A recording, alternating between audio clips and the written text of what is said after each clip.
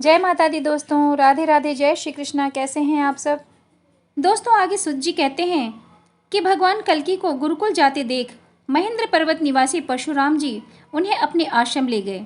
वहां पहुंचकर परशुराम जी ने उनसे कहा, मैं भृगुवंश में उत्पन्न महर्षि जमदग्नि का पुत्र परशुराम हूँ। मैंने इस पृथ्वी को क्षत्रिय विहीन करके ब्राह्मणों को दक्षिणा स्वरूप दे डाली। अब तुम मुझे धर्म पूर्वक गुरु मानो, मैं तुमको शिक्षा दूंगा, तुम अपना वेदाध्ययन यहीं करो। यह सुनकर कल्कि जी ने प्रसन्न मन होकर परशुराम जी को प्रणाम किया और वहीं वेदाध्ययन करने लगे। जब भगवान कल्कि 64 कलाएं और संपूर्ण धनुर्वेद का ज्ञान प्राप्त कर चुके, तब उन्होंने हाथ जोड़कर परशुराम जी से कहा कि हे विभो, जिस दक्षिणा के देने से मुझे सर्व सिद्धि की प्राप्ति होगी और जिस दक्षिणा के प्राप्ति से आप संतुष्ट हो सकेंगे, वह दक्षिणा मुझसे बताने की कृपा कीजिए। परशुराम जी बोले, हे भूमन, कलिकाल का नाश करने के लिए ब्रह्मा जी ने जिन भगवान श्री हरि से निवेदन किया था, वे ही आप भगवान विष्णु संभल में अवतरित हुए हैं और मुझसे विद्या, भगवान शंकर से शास्त्र और वेदमय शुक तथा सिंघल देश से अपनी पत्नी पद्मा को प्राप्त करके भूमंडल पर धर्म की स्थापना करेंगे। फिर दिग्विजय द्वारा धर्म विहीन और कलि प्रिय राजाओं और बौद्धों का संहार कर मरु और देवापी को प्रतिष्ठित करेंगे। तुम्हारा यह साधु कृत्य ही मुझको संतुष्ट करने वाली दक्षिणा होगी, क्योंकि तब हम तप, यज्ञ, दान, ध्यान आदि सभी कर्म भली प्रकार से कर सकेंगे। यह सुनकर कल्कि जी बोले कि मैं ऐसा ही करूंगा और गुरुवर परशुराम जी को नमस्कार करके श्री कल्कि भगवान बिल्वोदकेश्वर महादेव के मंदिर में गए और उन्हें संतुष्ट करने लगे।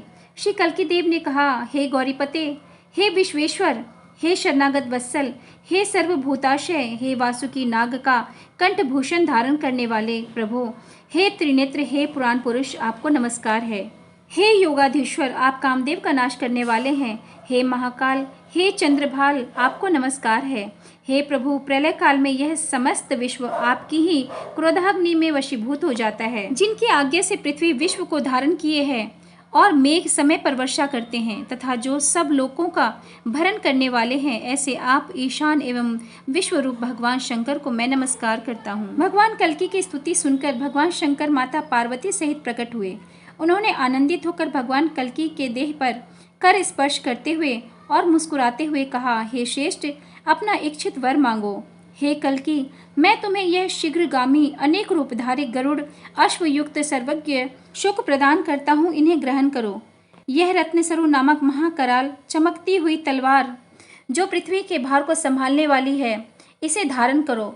भगवान महेश्वर के वचन सुनकर कल्कि ने उन्हें प्रणाम किया और अश्व पर आरूढ़ होकर द्रुत गति से शंभल ग्राम में जा पहुंचे। वहां पहुंचकर उन्होंने अपने माता पिता, भ्राता आदि को विधिवत नमस्कार कर परशुराम जी के कहे हुए सब वचन कह सुनाए। फिर शिवजी द्वारा प्राप्त हुए वरदान की चर्चा की।